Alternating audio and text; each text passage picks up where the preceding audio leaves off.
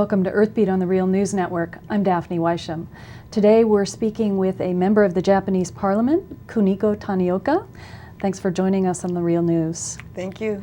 So we have a situation that still is not under control at the Fukushima nuclear reactors. We have reactors 1, 2, 3, and 4 that are in different stages of crisis. First of all, I wonder if you can give us the latest news that you know about these different reactors in terms of what could go wrong still in the future. Well, number 1 reactor, if we can install the a regular cooling system, it's going to be okay. And number 2, the suppression pool of the reactor is damaged, and that's where the highest radioactivity particles are leaking, and is a very serious condition because no person can go in. And also the third, well, we were very worried about it because it has mixed material of uranium and the plutonium, what we call MOX. And because once the plutonium gets out, it's really tens of thousands of years they are going to persist. But now it's starting to come under control if we can just stop the leakage of some of the water. And number 4, it doesn't have any material in the reactor because they were under surveillance at the moment of the earthquake.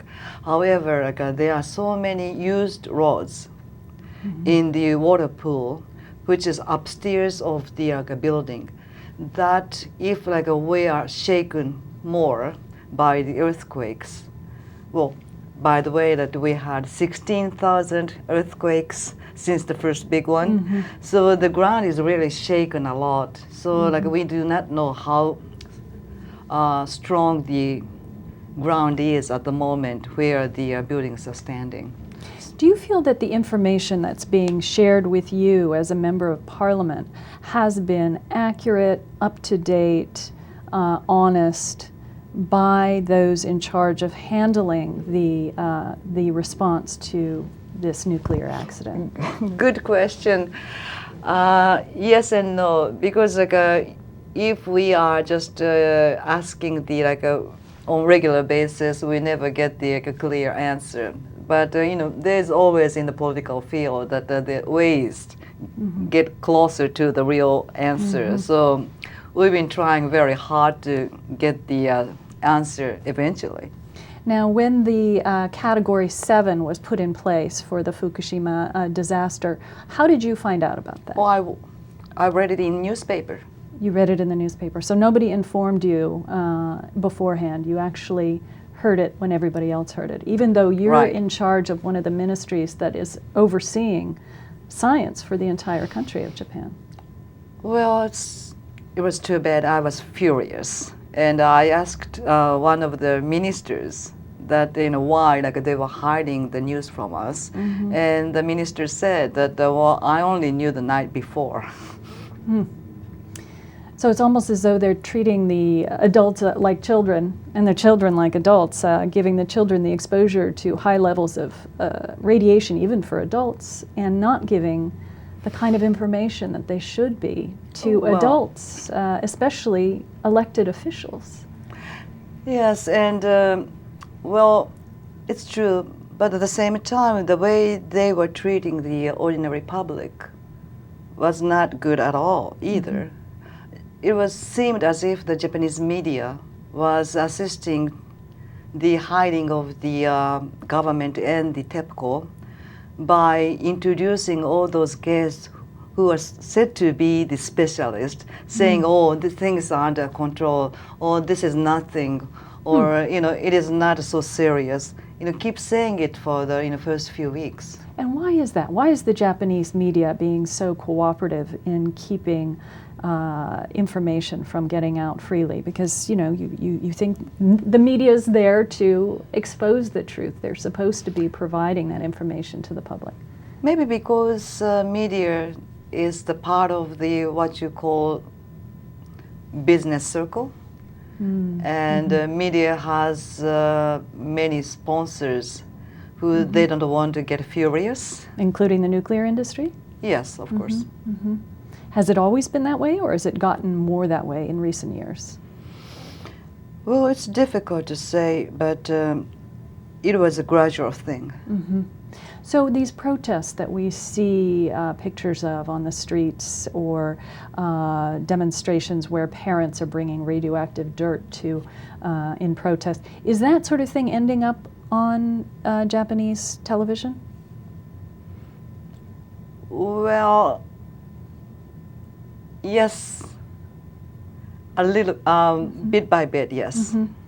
So there is some acknowledgement that the Japanese public is not too happy with the way this is being handled. Well, see, like when they are actually resisting the government, media tend to show it. But if they are resisting the act of the big industry, they are more hesitant and reserved. Now, who actually is doing the radiological testing for the government? Well, the testing is done by the Agency of Science and Technology, which comes under the Ministry of Education, and but it is assessed by the Nuclear Regulatory Committee, and then like this body releases it to the public. So it sort of goes through a filter of the nuclear regulatory body of Japan before it's released to the public. You can say that.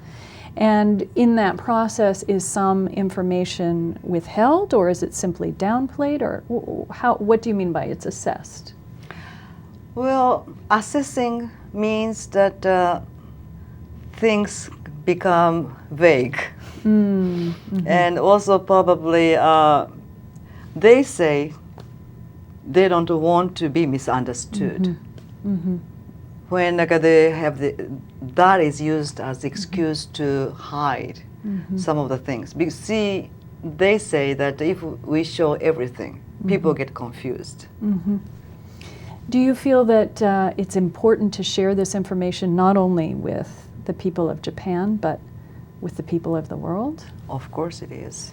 And how can that be done under the current circumstances? Well, for your showing the interest in what is happening in Japan and what is happening to this biosphere and what is happening to the children of like every country, including U.S. Do you feel that the decisions that were made to dump that very radioactive water into the ocean, do you think those were made perhaps too quickly without enough contemplation of the impacts that this would have over the long term? Definitely.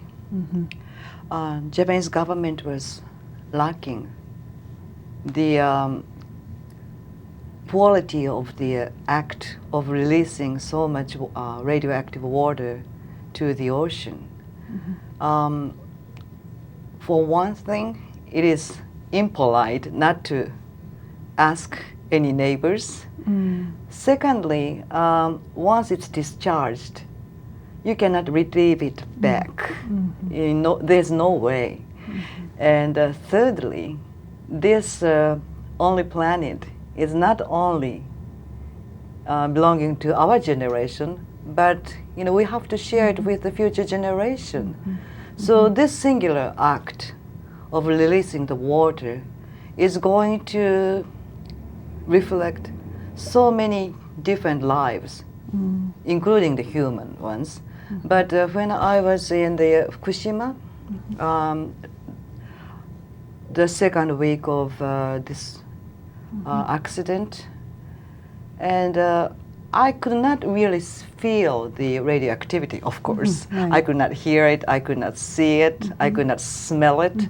But however, when I was looking at the little sparrows on the trees, going from one branch to another, all of a sudden I realized this little sparrow is also radioactive now. And what have we done as human beings to put these innocent animals get so much like radioactive, or the fish or the flowers? So this, we are responsible for that to happen, and we have to realize it, and we have to tell the world how sorry we are that we've done it in this way. Well, thanks for joining us today, Kuniko Tanioko, member of the Japanese Parliament, and thank you for watching The Real News. I'm Daphne Weisham.